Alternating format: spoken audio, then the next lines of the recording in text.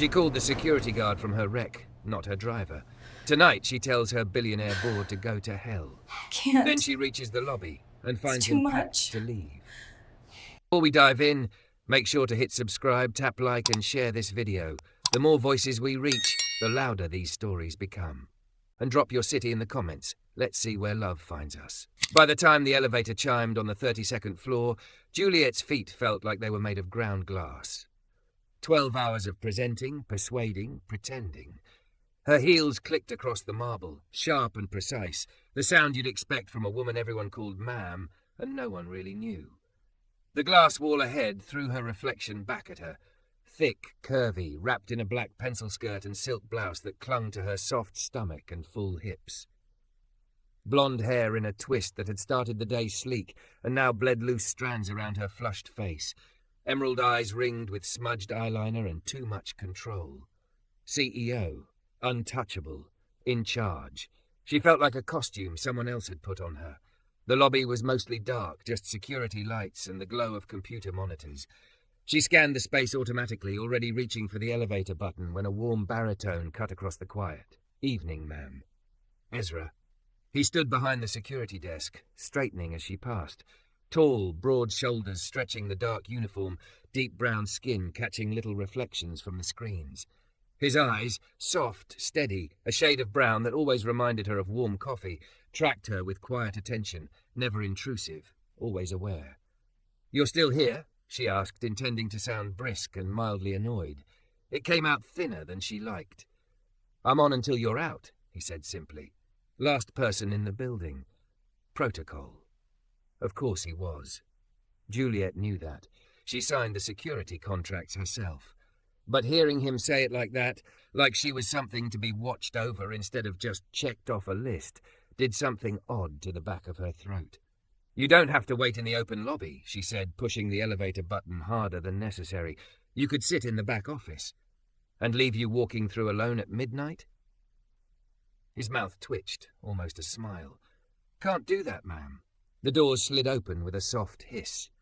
Juliet stepped inside, grateful for the promise of solitude. The elevator walls were mirrored, reflecting her from every angle. Curvy body, fitted clothes, tired eyes. She stabbed the button for the ground floor and watched her own chest start to rise and fall a little too fast. Not now. The doors began to close. Her breath shortened, shallow and quick. A thin ring of panic tightened around her lungs, familiar and hated. Not in here. Not with cameras. Not where someone could see. A hand pushed between the doors at the last second. They slid back open. Ezra stepped in with her, tapped the lobby button again out of habit, and turned to face front.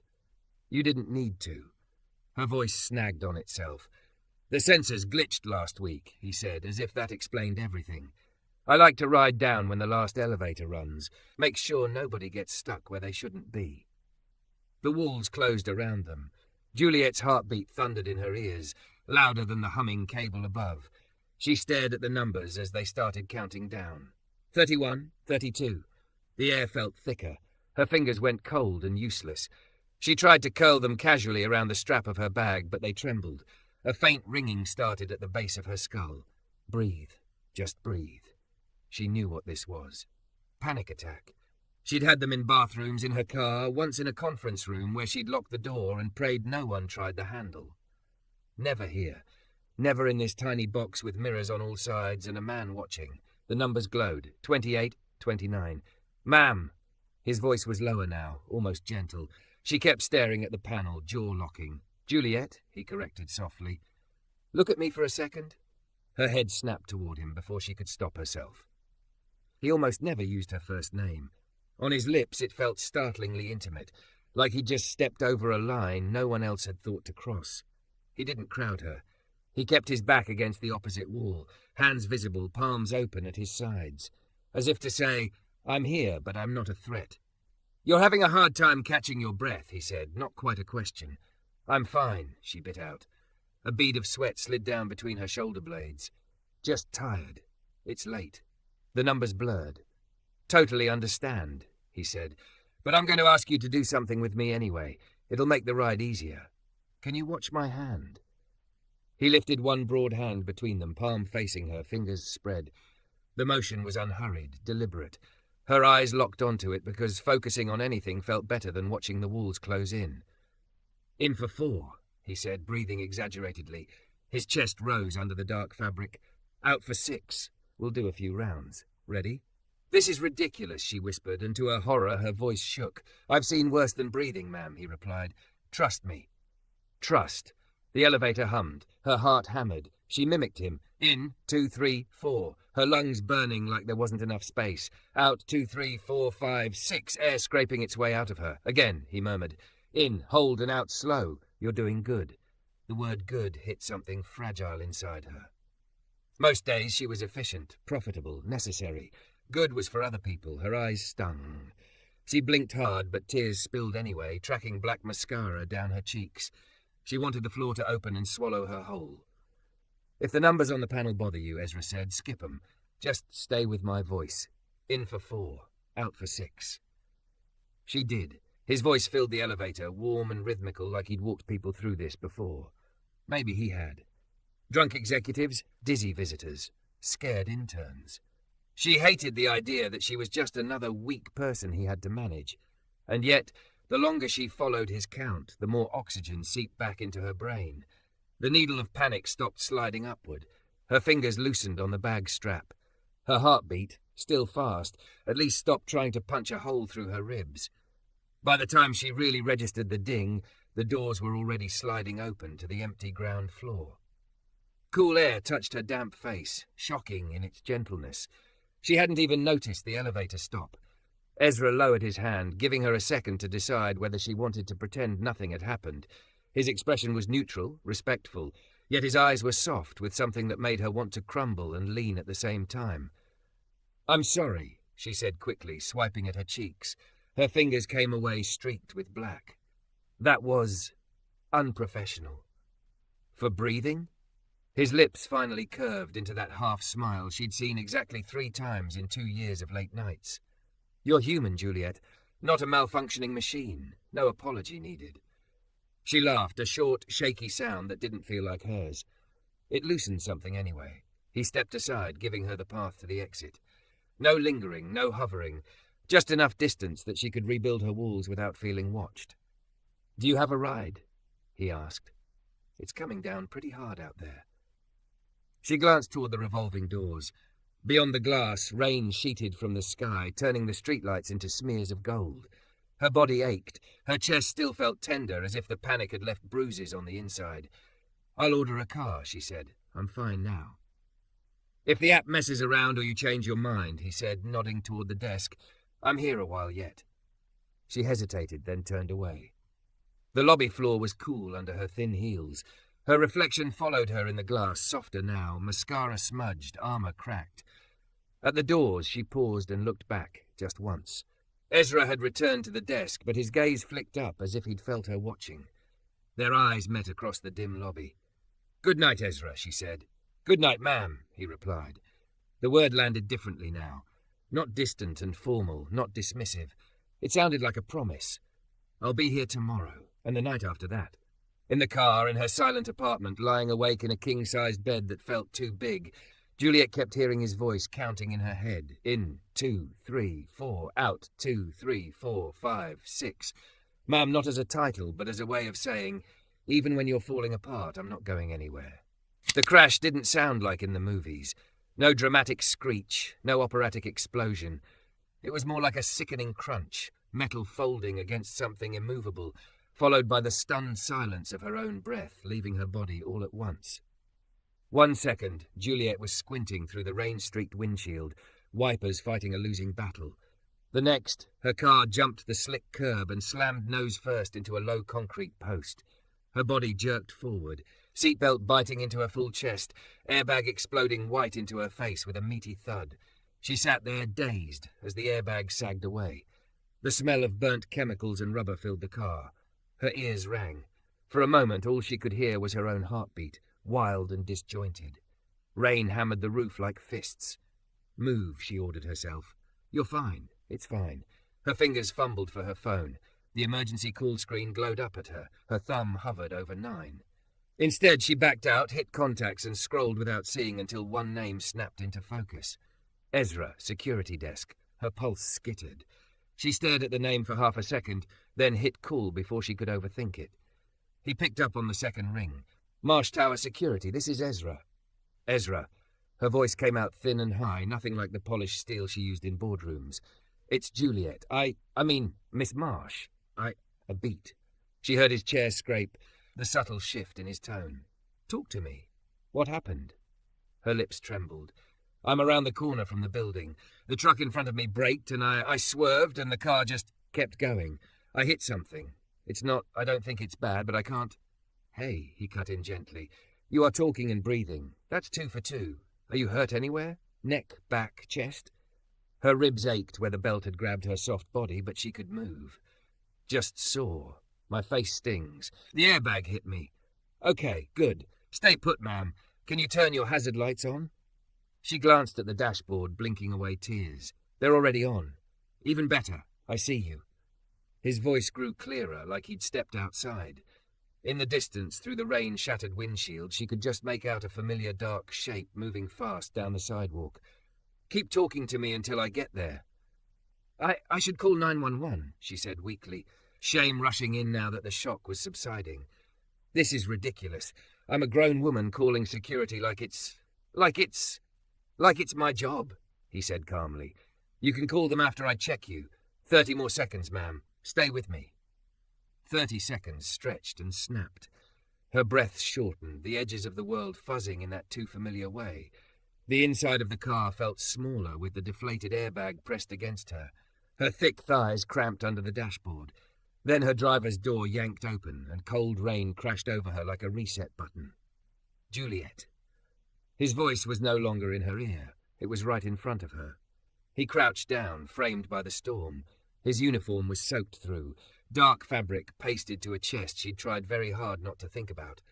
Water beaded on his deep brown skin, ran along the strong line of his jaw, dripped from lashes that were unfairly long. His eyes swept her face, then her body, not lingering anywhere indecent, just checking. Can you move your toes? She wiggled them in her heels. Yeah. Good. Any sharp pain if you turn your head? She tried, winced as her neck protested. Sore, not sharp. Okay. He reached in, fingers sure but gentle as he worked the buckle loose from between her breasts. His arm brushed the curve of her torso. Even through layers of fabric, she felt the heat of him, a solid anchor in the chaos. When she tried to stand, her knees refused, buckling as soon as her weight shifted. Reflex made her hands grab the nearest thing, which happened to be him. He caught her without hesitation. One arm banded around her waist, taking most of her weight, her soft stomach and wide hips fitting against him like they'd done it before. His other hand braced the doorframe, shielding her from smashing into it. Easy, he murmured, close enough that she could feel his breath warm against her temple. We're not in a race. Rain plastered her blouse to her body, outlining every curve she'd spent years hiding under strategic tailoring. Under the streetlights, she felt exposed in a way that had nothing to do with the accident. People are staring, she muttered, glancing at the passing cars and smeared shapes behind their windows. They're not important, he said, steady and sure. You are. Look at me, not them. He turned her slightly, blocking most of the view with his own body. The world narrowed to his broad chest, the soaked line of his jaw, the soft intensity in his eyes. Breath check, he said quietly, like this was just another elevator ride. In for 4. Out for 6. Not now, she whispered, throat tight. Especially now, he countered. In. He did it with her, right there on the sidewalk in the pouring rain, counting under his breath. She followed because she didn't know what else to do. In. Out. Her lungs obeyed him faster than they obeyed her. Traffic noises faded to a dull roar. The smell of wet asphalt and overheated engine mingled with his clean scent. Her trembling slowed. A police cruiser rolled up, lights flashing. Ezra straightened but didn't step away from her until he felt the shift in her muscles, like she was ready to stand on her own. Even then, his hand stayed low at her back, not touching, just there. The officer took a report, eyes flicking between Juliet, her car, and Ezra's steady presence. By the time they were done, the tow truck had arrived. Someone offered to call her a ride. I've got her, Ezra said, polite but firm. Our building is right there. I'll get her inside and checked. Juliet, too tired to argue, let him lead her, one arm around her as they walked slowly through the rain. Her curves pressed into him with every step. For once, she didn't flinch from her own softness. She leaned. Inside the building, the sudden quiet was jarring. Fluorescent lights hummed. Water dripped from their clothes onto the polished floor. "Sit," he said, guiding her to a cushioned bench off the lobby. "I'll grab towels." "Ezra," she said, catching his wrist. He paused. The move brought his hand closer, his knuckles almost grazing the side of her thick thigh where her skirt had ridden up. "Thank you," she said, the words heavier than they sounded. "For coming, for not making me feel insane." He studied her for a heartbeat. "You know, ma'am, most people in shock try to pretend they're perfectly fine and then pass out face first in the lobby. You called for help. That's not insanity. That's smart." Her eyes burned. She blinked fast, nodding. He brought towels and a first aid kit from the back. He handed her one towel for her hair and used another to gently dab at a shallow cut on her cheek where the airbag had caught her. His fingers were careful, never lingering, never assuming. "Do you talk to everyone like this?" she murmured, forcing a weak smile. "All your panicking tenants?" "Only the ones who forget they're allowed to be human," he said, "and only when they let me." She swallowed. "And I let you?" "You called me instead of pretending this didn't happen." He pressed a tiny bandage to her cheek. His thumb brushed her skin for half a second longer than necessary. "That's letting me." Her chest squeezed. He'd seen her at her worst twice now, shaking in an elevator, shaking in a car. He'd spoken to her like she was something more than her title and soft body and perfectly curated LinkedIn profile. "I keep waiting for you to treat me like everyone else does," she said quietly. "Like I'm an inconvenience, a problem to manage, a walking stock price." His eyes softened. "You're the woman who signs my paycheck, ma'am. But you're also the woman who almost had a panic attack in an elevator and called me when her car jumped a curb." His lips tilted. Both can be true. Silence settled between them, thick but not uncomfortable. The rain hammered against the glass doors, turned the city outside into a watercolor. "I should call a car," she said eventually, clearing her throat. "I already did," he replied. "Figured you'd want to avoid driving yourself for a night. They'll be here in 5. Her brows lifted. "You just decided that for me?" His mouth quirked. "I can cancel if you want," but it felt considerate. She looked at him, really looked at him. The soaked uniform, the tired lines around his eyes, the quiet way he'd taken charge without once making her feel small. "No," she said slowly, "that felt nice." For the first time since the crash, she smiled without forcing it. He saw the difference. She could tell by the way his shoulders eased just a fraction. "Ezra?" she added as he started to stand. "Yes, ma'am." Her heart thudded at the familiar word, but it didn't sting anymore. Not from him. "If I have another one of those episodes," she said, heat crawling up her neck, "and you're around, would you?" "Count you through it?" he finished, answering before she could choke on the vulnerability. "Every time." Her breath hitched. His voice was so matter-of-fact, so sure, like he was promising to lock a door or change a light bulb. "Okay," she whispered. He nodded as if they'd just agreed on a building policy. But as he walked away to check the front, Juliet watched the broad line of his back and realized something had shifted. Tonight, she'd called the man who always called her ma'am, like he was her safest place, and that terrified her far more than the crash ever could.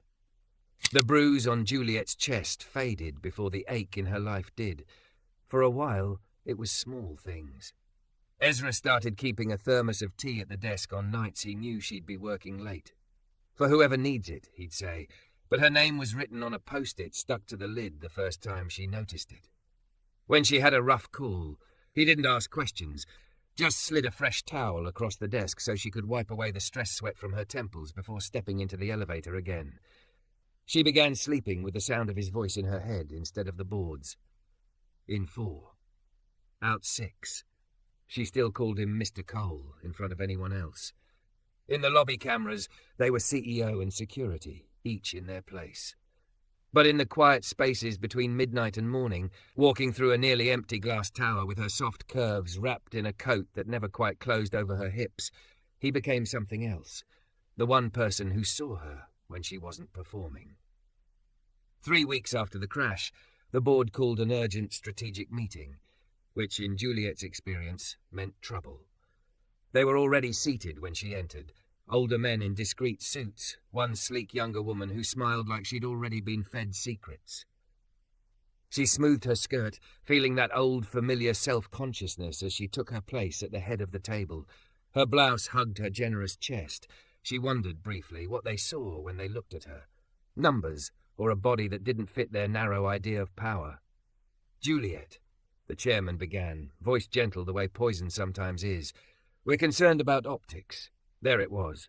"Optics," she repeated, forcing her voice steady. "With the recent incidents." Another man added, eyes flickering quickly over her. "The minor car accident, a few late filings, the market volatility. Investors are nervous. They need reassurance." "I've increased their returns 12% in 18 months, she replied. "That's more reassuring than any press release." The younger woman leaned forward, fingers steepled. "They want stability, a face that feels safe to them." Juliet felt the edges of the table dig into her palms. She thought of Ezra calling her safe while she was sobbing in an elevator, of how his huge hands had steadied her without once making her feel like a burden. "And I don't?" she asked softly. There was a pause. It was answer enough. "We're proposing," the chairman said, "that we bring in a co-CEO, temporarily, a more traditional profile. You would remain on, of course. Operational control, internal strategy. Let him handle the public side for a while." A more traditional profile. She could already picture him. Lean, generically handsome, aggressively non-threatening. Someone who wouldn't provoke by existing in a thick, curvy body that took up space at the head of the table. Old humiliation stirred. With it came the first thin fingers of panic. The room blurred at the edges, their voices growing tinny and distant. No, not now. She dug her nails into her skin under the table. In her mind, she heard Ezra's voice so clearly it made her chest stutter. In for 4. Her lungs refused. Out for 6. She stared at her folded hands and forced air in. 1, 2, 3, 4. Out. 2, 3, 4, 5, 6. "Juliet," the chairman pressed. "We need a response." She lifted her head. The room came back into focus. Every pair of eyes waited to see if she'd shrink herself to fit their comfort. For years she would have. For years she'd have taken the insult, wrapped it in professionalism, and called it compromise. Now, all she could think of was standing in the rain with Ezra's arm around her waist, hearing him say, "You're human, not a malfunctioning machine." "No," she said. The word dropped into the boardroom like broken glass. The younger woman tilted her head. "Excuse me?" "No," Juliet repeated, stronger. "You hired me because I don't look like every other safe bet you've ever made. I doubled the value of a company you were prepared to carve up and sell for parts.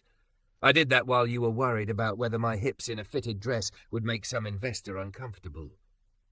A flush climbed up the chairman's neck. "Juliet, be reasonable." "I am reasonable," she said. "What you're asking for is for me to apologize for existing in this body while being better at my job than the men you'd rather stand in front of a camera. I won't." The panic loosened with every sentence. It didn't disappear, but it burned into something usable. Anger, determination, something she could stand on. "If you want to remove me," she finished, "call a vote. You're within your rights, but I'm not going to help you push me into the shadows so a thinner, safer silhouette can take my credit." Silence stretched. Someone shifted in their chair. No one met her eyes. "This is not a threat," the chairman said finally, brittle. "Merely a suggestion." "Then I'm suggesting you rethink it," Juliet replied. "We're done here." She stood. For once, she didn't smooth her skirt to hide the way it hugged her. She walked out of that room on shaking legs, clutching her dignity like a railing.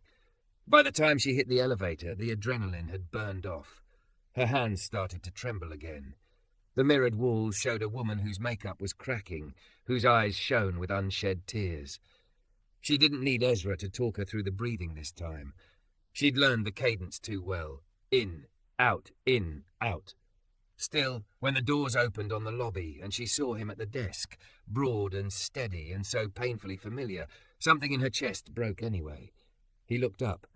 Whatever he saw on her face made him leave the desk without a word, crossing the floor to meet her halfway. "Juliet," he said softly.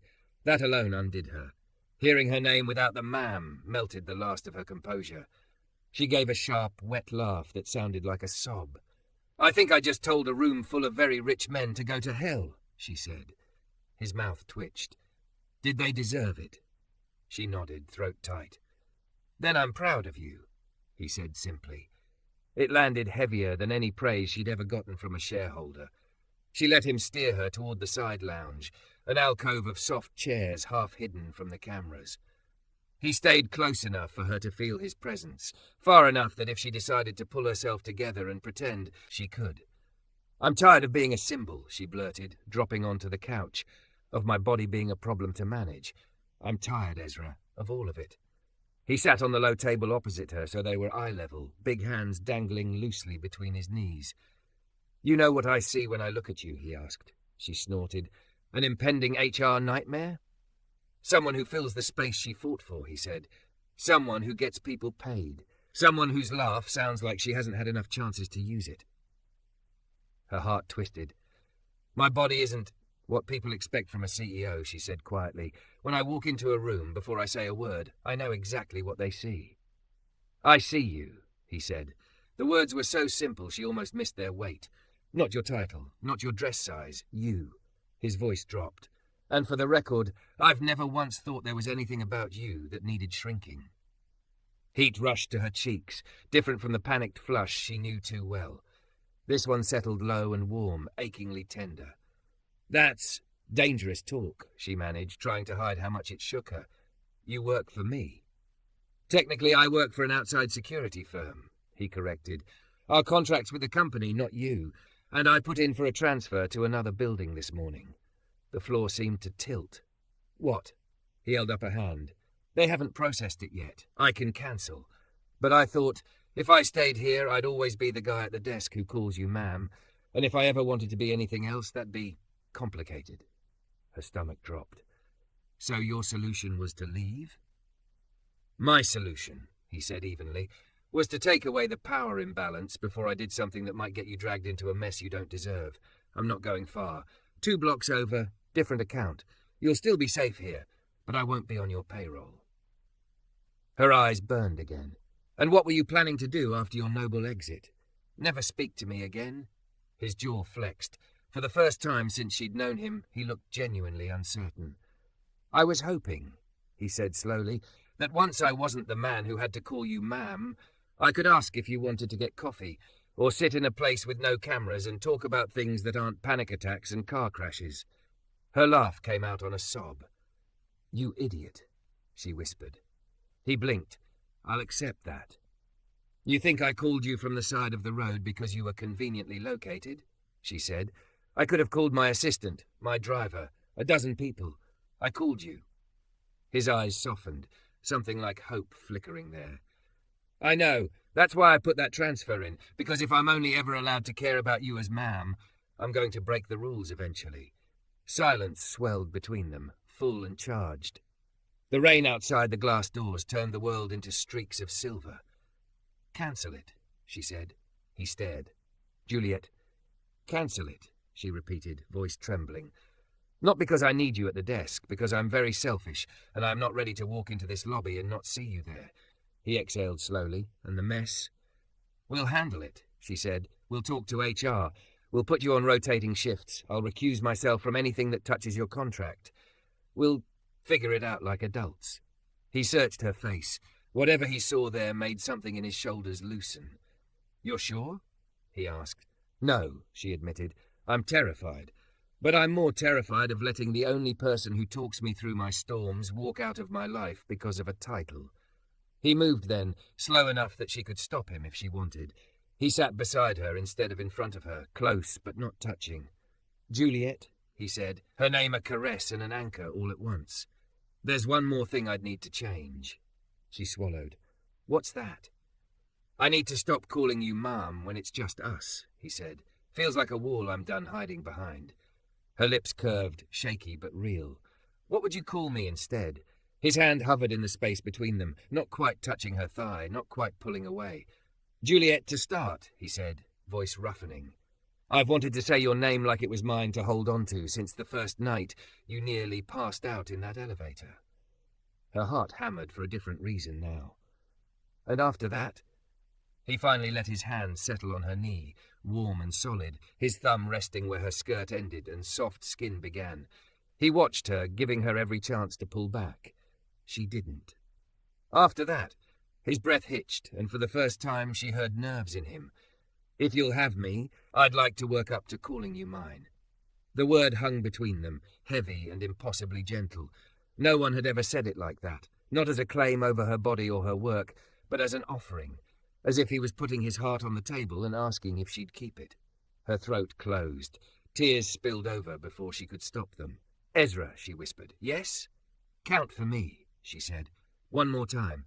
He smiled then, that slow, rare smile that made his whole face soften. "In for 4, he murmured, leaning in until their foreheads almost touched. "Out for 6. She matched him. This time her breathing wasn't fighting panic. It was making room. For him, for this, for the terrifying possibility that she didn't have to be alone in her glass tower anymore. On the last exhale, she closed the distance, pressing her lips to his. It was soft, tentative, more question than declaration. He answered by cupping her cheek with one large hand, kissing her back with the same careful steadiness he'd used to hold her through every storm. When they finally parted, both breathing harder, he rested his forehead against hers. "Juliet," he whispered. No ma'am in sight, just her name and everything wrapped in it. "You're not a symbol to me. You're everything." She laughed, wet and shaky and unbelievably light. "Then I guess," she said, fingers curling into his shirt, "we'd better figure out how to make that our new normal." He kissed the corner of her mouth, thumb brushing away a tear. "In for 4, he murmured against her skin. "Out for 6, she finished. And for the first time in a very long time, Juliet Marsh let herself believe that maybe, just maybe, she wasn't meant to weather her life alone. That the man who once called her ma'am with professional distance might spend the rest of it calling her something far more dangerous and far more beautiful. His.